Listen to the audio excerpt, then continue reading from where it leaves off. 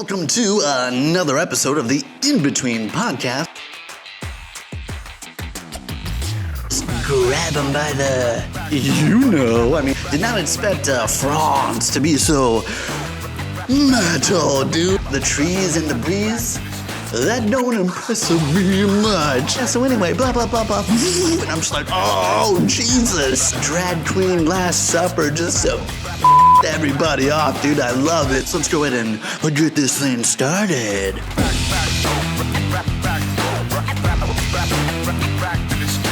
Hello and welcome to another episode of the In-Between Podcast with your host as always, Kyle McLemore. Thank you so much for stopping by. Thank you so much for tuning in for yet another week of my hair getting longer, slightly and longer, little by little, and I'm probably gonna go slice it right after the pod. I was gonna do it yesterday, but I don't know, the lady I went by the place I go to, not there, so we'll try again today, because it's starting to get a little long, and it's been so long since I've cut it that kind of gotten out of the habit of slicing it over and over whenever it's like supposed to be due, which I think it's probably past due, so we'll probably get on that ASAP.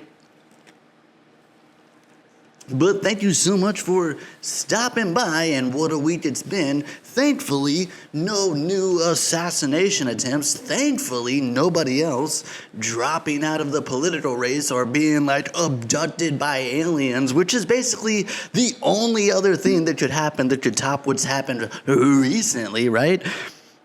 One candidate dropping out, COVID, one candidate getting like nearly blown away, another candidate, the only thing to top it is if aliens invaded and abducted Donald Trump or abducted Kamala Harris. Like, that's the only thing to top this wild couple of weeks. But thankfully, at least on the political aspect, it's been relatively chill, or chiller than it's been.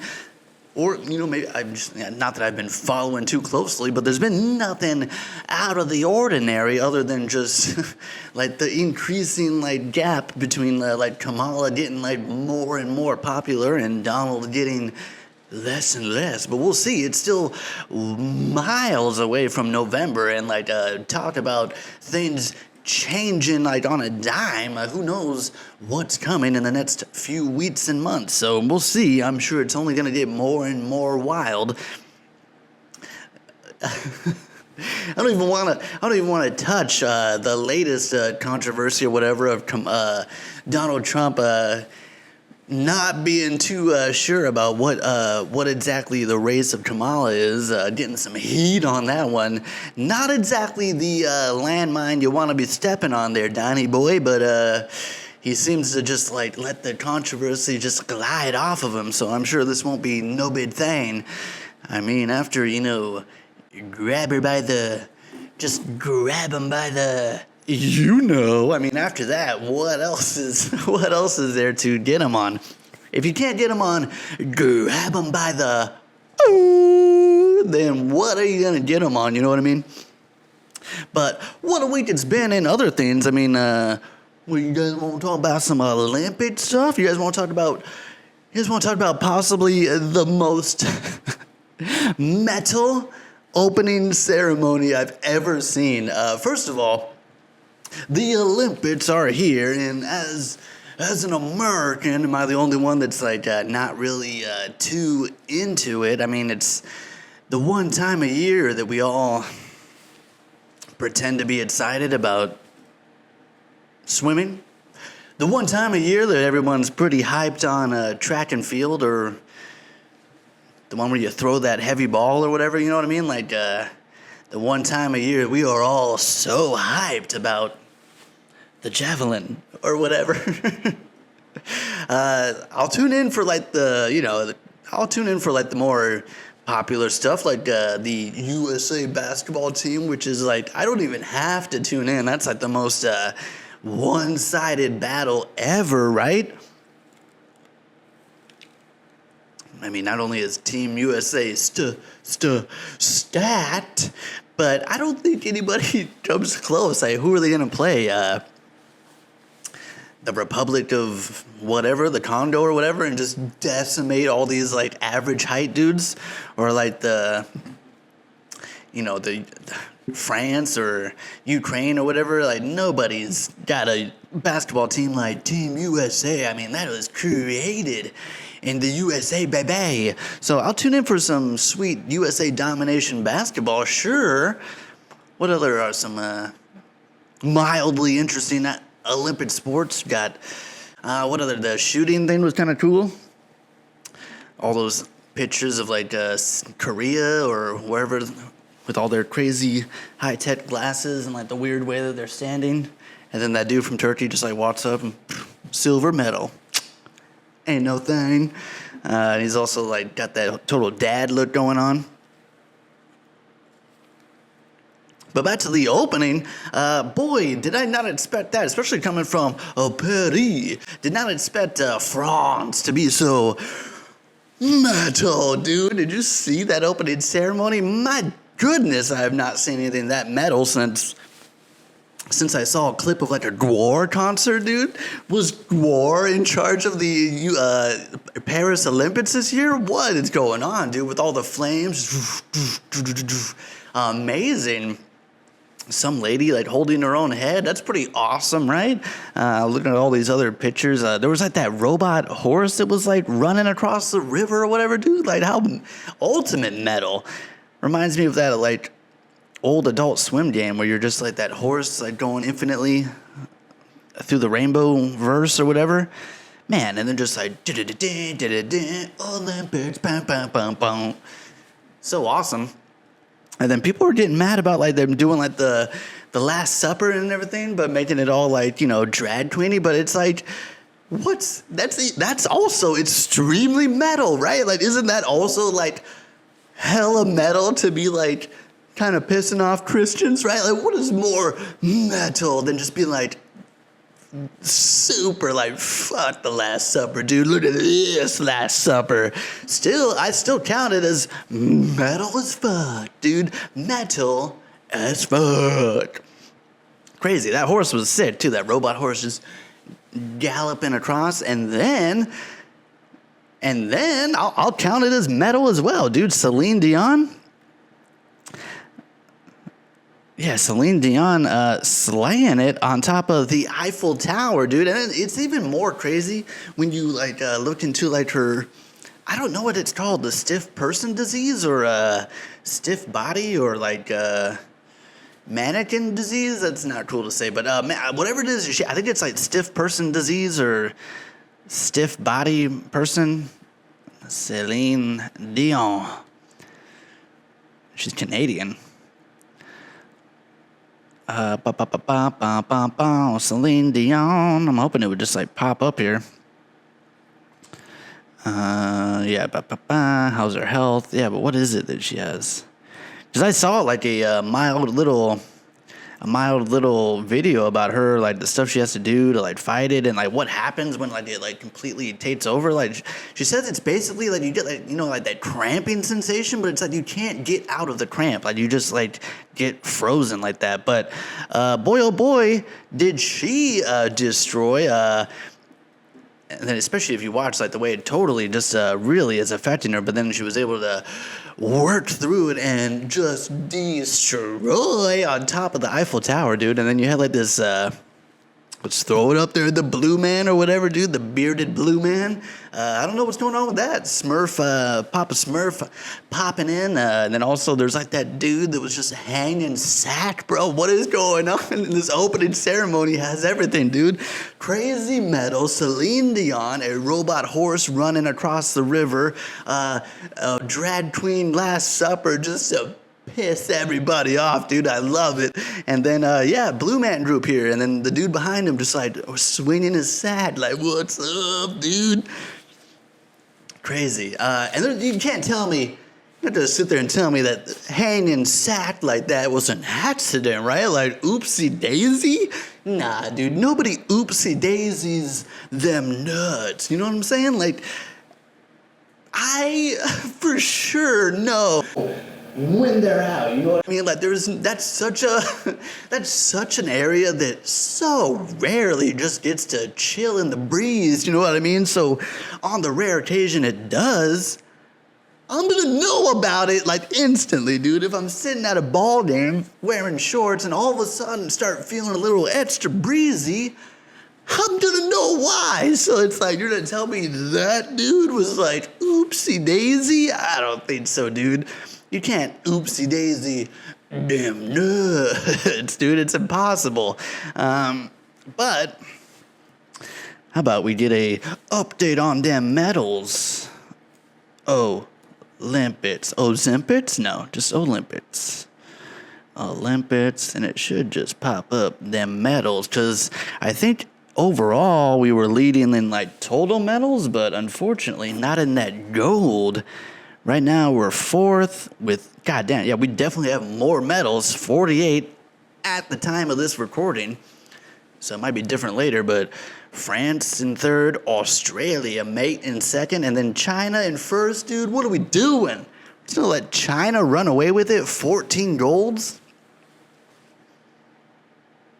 I mean, we are wrecking with bronze and silver. That's where we're getting the stats, dude. Bronze and silvering it up. But come on, give me the gold, baby. But yeah, we'll see. All right, we're in fourth, but Olympics ain't over yet, so we'll see. We'll see indeed. But what else is new? What else is new with you guys? What shall we talk about? I went to the dentist the other day, and I know this might be a little bit of a cliche to say, but my God, do I have a chatty Cathy of a dental hygienist, dude. My goodness, I know it's always kind of cliche to say, but dude, this lady... Okay, first of all, if you want to talk, go ahead and talk. If it helps you pass the time, if it helps you get through my teeth faster, personally, I feel like just silence, and so you can focus and just do what you got to do and get out of my mouth. That's what I would prefer. But what do I know? You want to talk and talk about your day or whatever, if that helps you, fine. But just don't talk in a way, you gotta talk like very one-sided, you know what I mean? Don't talk and expect all these answers while you've got all this stuff in my mouth, while you're up to your watch in my mouth and you're asking me like, oh, so you seen any good movies lately? And I'm just like, yeah, actually, I went to see this new M. Night Shyamalan. What's that? M. Night Shyamalan, dude, asking me so many questions, and then she has to keep like, oh, hang on a second, and then she's got like the sucker thing, so like, okay, go ahead, what were you saying? Oh, okay,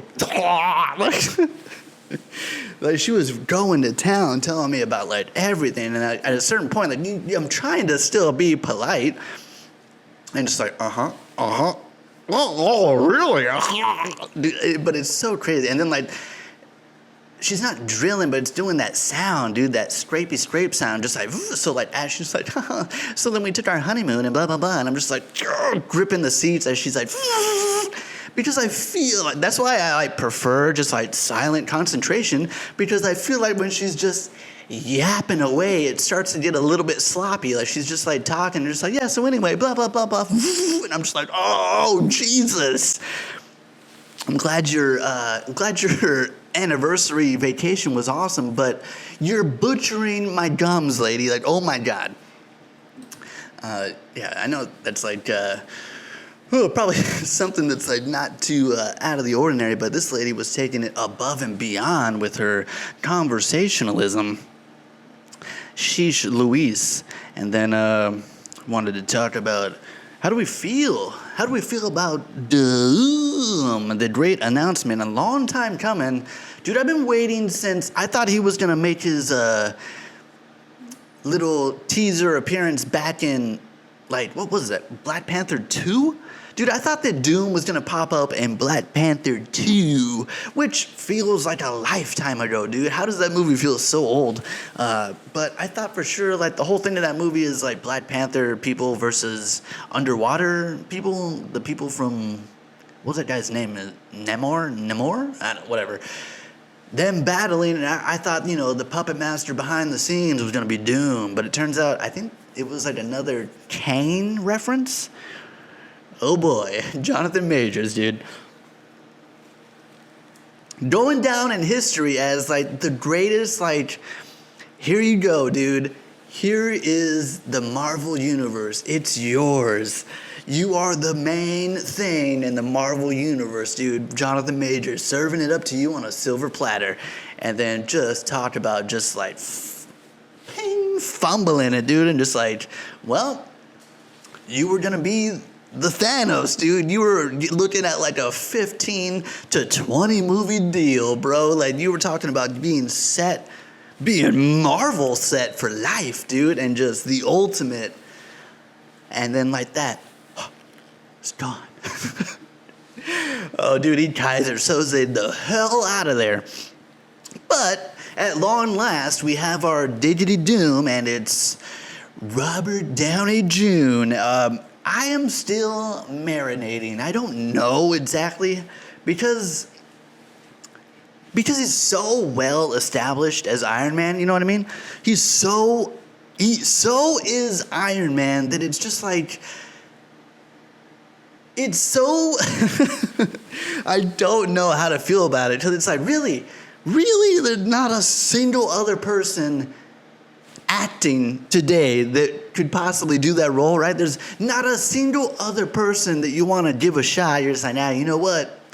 Let's roll it back, dude. Let's bring it back one more time. Robert Downey, one more time around the sun. like, I get it, I guess, you know what I mean? Like, technically, Doom is like 99.99999% in a mask. You know what I mean? Like, it's so much just masked. So I guess it's one of those things where it's like it'll be Robert Downey, but just a voice. You know what I mean? Maybe just a very ocular performance. Maybe we'll see him a little bit before he gets Doomified, but it's like, as soon as I see Robert Downey, it's just going to be, that's Iron Man, dude. You know what I mean? So it makes it weird. And then there's been whispers about like, well, maybe he's like a multiverse Tony Stark. Maybe he's like an alternate Stark that went bad. And it's like, I don't know if I like that. You know what I mean? Like, Doom is so his own thing. It's like he doesn't need to be a multiverse evil Tony Stark. He's already Victor Von Doom. You know what I mean? Like, it seems like it would almost cheapen the original character to make him like a alternate of another character. Does that make sense? Because your boy really likes Doom, you know what I mean? Like, definitely top villains, and you know nobody likes a good villain more than this guy. So, and then it's also been a long time coming. Like, I've been waiting a while to finally get Doom. Not just Doom, but a decent Doom. Not since, like, Nip Tuck Doom, dude. Like, that, it started with Nip Tuck Doom, which, from what I remember, is honestly not that bad. Honestly, Nip Tuck Doom, it's, I don't know his real name, but I'll never forget him from Nip Tuck. Nip Tuck Doom was not that bad. Whatever that real dude's name is, original Fantastic Four, not that bad. But, man, that newer Fantastic Four with that guy that just can't catch a break, dude. That rock and roller, the guy who plays Doom, the guy who plays rock and roller. I'm trying to think what else he's in. He was in Kong Skull Island for like 1 second, but he's also Kong in Kong Skull Island. Like, he was the motion capture of Kong in Skull Island. I don't know if he did it for the other Kongs, but Skull Island for sure, which is funny because it's like, you know, his actual character gets like murdered very early. And it's like he's always in these movies that don't quite pop, like Rock and Roller, for example, dude. Like, where's number 2? It's been like 15 or 20 years already, Guy Ritchie. What you doing? But yeah, RDJ, what can we say? He's great. Really great actor. He can do it. It's making me want to finally watch that. There's like that Matt series, The Negotiator, or no, the Concierge. I don't know what it's called. But he plays like 4 different characters, and apparently they're all kind of bad guys. So I might check it out as like a reference point, because the only other bad guy role that I know Robert Downey Jr. from is when he was like the bully in Weird Science. And it's like he wasn't even that bad of a bully. I think he, what was the worst thing he did? Like, I think he like poured his icy on, or was it milk? No, I think it was an icy. I think they pour their icy on the nerds, which is pretty dickish, but, you know, Weird Science. That's the most evil thing he's done. Take this, Thor. Spills his icy on him. No! That's like the only time I can think of Robert Downey as a bad guy, is when he was a bully in the 80s. My God, was he a beautiful bully, dude. Jeez. But yeah, what else is going down? We saw the newest M. Night Shyamalan. That's right, we saw Trap. That's right, we saw Trap. Hey, let me tell you something. Hey, don't tell anybody. I'm not supposed to tell anybody, but, you know, there's a trap here at the concert. That's right, we saw Trap. We saw Trap, the newest M. Night Shyamalan twisty twist of a film. But before we talk about Trap, because it is still new, I don't want to spoil too much Trap for you, but I thought it'd be fun to talk about the other M. Nights. I thought it'd be fun to talk about some of the other movies famously made by M. Night, and maybe do a little rank. I mean, let's take it from the beginning, starting off strong and probably never topping it, dude. The Sixth Sense. I mean, we gotta, like, okay, first of all, we're starting with Sixth Sense, and is there a better movie he's ever made than Sixth Sense? In terms of just twist, still holds up as possibly the greatest twist of all time, dude. Bruce Willis? We talking Bruce Willis, dude? Oh my goodness. And Haley Joel Osment, dude? Amazing performance. Bruce Willis. And that was also, what's the cameo in Sixth Sense? Because I feel like that was back when he would kind of like make his cameo, but like he would always like be like out of frame, or like he would be like blurry, or he would be like have his back to the camera. Now he's like full center shot, like, hey, it's M. Night. Dude, he used to have very, very subtle cameos, but now it's like full on. I think getting old, dude, he's even like doing this thing where it's like he's like filming like the camera like is looking at each other, so it's like this like such a I bet you in his mind it was like, oh, get it? I'm the director. I'm looking through the lens at the lens. Get it? I bet you in his mind it was like, oh, dude, this is the ultimate Hitchcockian cameo. When in reality it's like, hey, we get it, dude. We get it. If anything, tone it down a notch, because we get it. And then after Sixth Sense, goes into Unbreakable, sticking with that Bruce Willis. Also good, definitely a slow burner.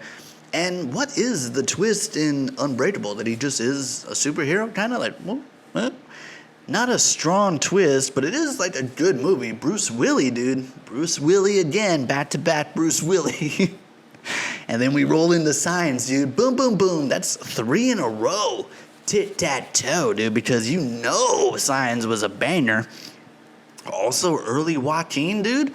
Talked about getting in on the ground floor with Joaquin.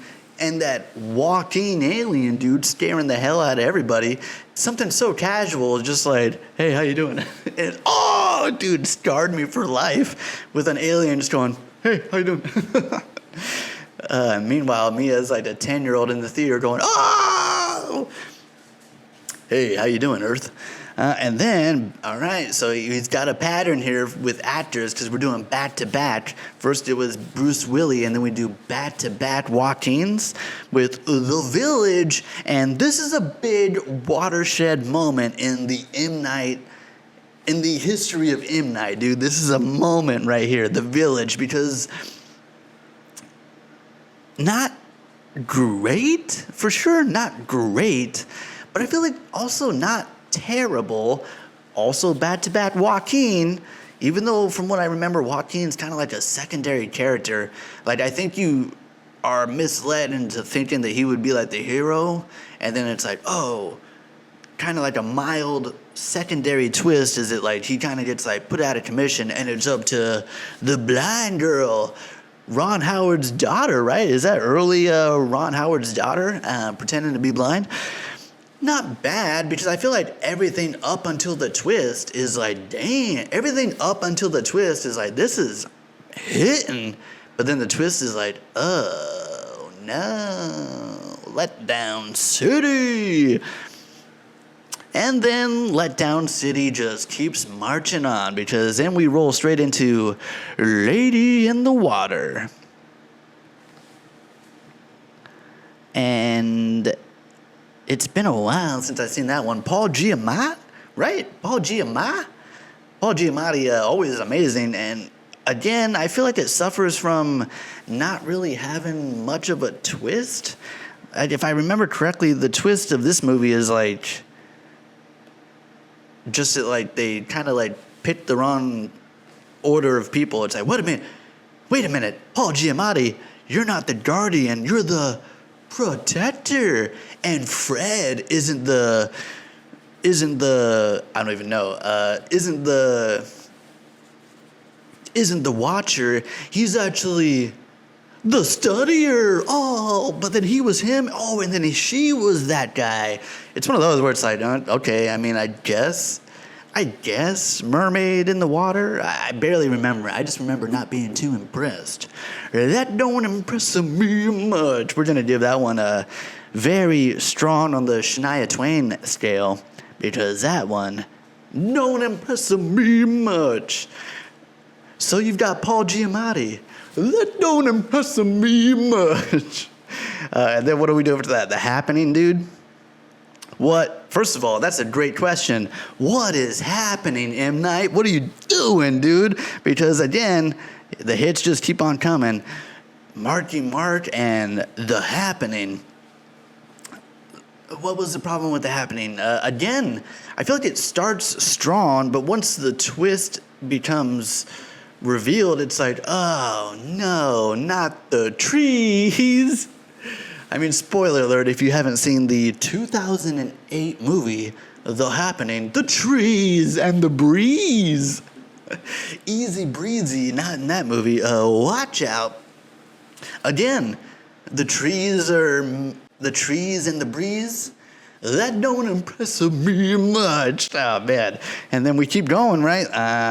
Boy, oh boy. The Last Airbender. Man, these are not good ratings either.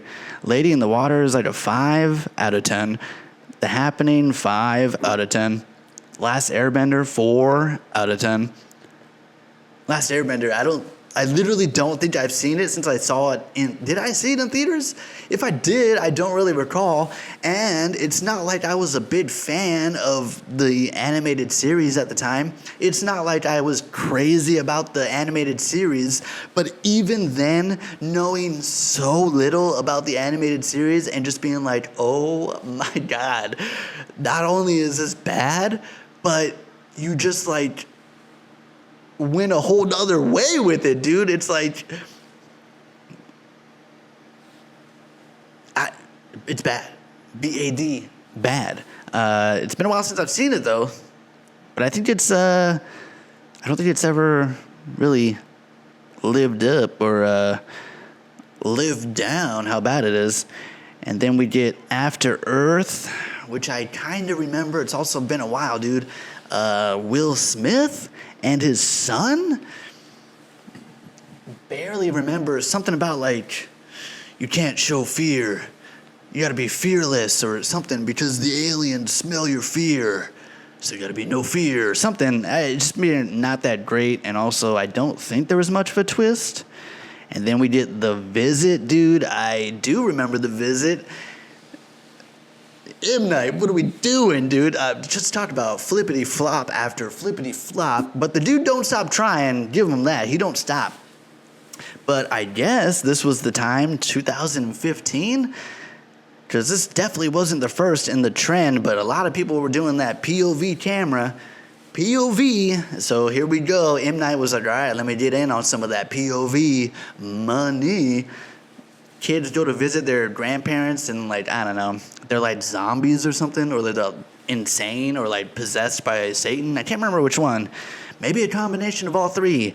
And the twist was like, wait a minute, they're not our grandparents, or something, because like they never technically met them. Like, I don't know, dude. The whole handheld camera thing, never been too into. So that was a don't impress me much. And then it's like, all right, okay, maybe we're on to something here finally. So many years later, 16 years later, we finally might start hitting something here with Split. But I feel like that's less of a success because of M. Night, and I think it's more a success because of... I feel like it's more of a success because of McAvoy and his unbelievable performance, right? Like, he's playing like 17 different characters all in one body. So not only great performance, but then that dude was also Shredsville running like a Jaguar or whatever. I feel like that's what made that movie good, not necessarily the twist of... What was the twist? Anya Taylor-Joy was in it? Yes. I forget what the twist was. The twist was that it's in the Unbreakable verse, which was like a pretty big twist, I guess. And that brings us to Glass, which... I did not like Glass, dude. That might be very high on the Shania Twain scale, dude. That might be like a 9 out of 10 on the that don't impress me much. Because very cool on the one hand that you're bringing back the Unbreakaverse, right? Or the Sam Jackson comes back with his brittle bones or whatever. And like, you know, it's like, oh, this is like a big universe. But then it just spirals off into like this... secret society of the domino, or I forget whatever stupid symbol, and like, hey, but it just did not really turn out good. It was a bad soup. Like, you got all these nice ingredients and you just made this blah soup, dude. Like, bleh. And then we get to Old, which I thought Old was a very impressive comedy. Old got some great laughs out of me. It did impress me much, but I don't think it was supposed to be a comedy. You know what I mean? Dude, when that lady was rolling around in that cave, breaking those bones, I got myself a good laugh out of that one. Old, again, not his best. Man, this dude is rocking the fives, dude. Fives and sixes all over the place. And then we get to knocking on the cabin door. Hey, yeah. Knocking with Batista, yeah. Yeah, knock to the cabin was okay. All right. I mean, like, I don't know. I feel like it deserves that, like, sits or whatever it has there. Again, not that great. Batista's always cool. Always rooting for Batista, but as a whole, not so great. But Trap was okay. Trap was interesting. I don't want to say too much because it's still new. It's still fresh on the scene, so I don't want to spoil too much. But boy, oh boy, does it have a lot of moments of just like, okay, dude. Okay, M. Night. You want to know what is the most interesting thing about that movie? Talk about being a proud father, because both of his daughters are crushing, dude. One daughter had her directorial debut earlier this year with The Watchers. Was it a good movie?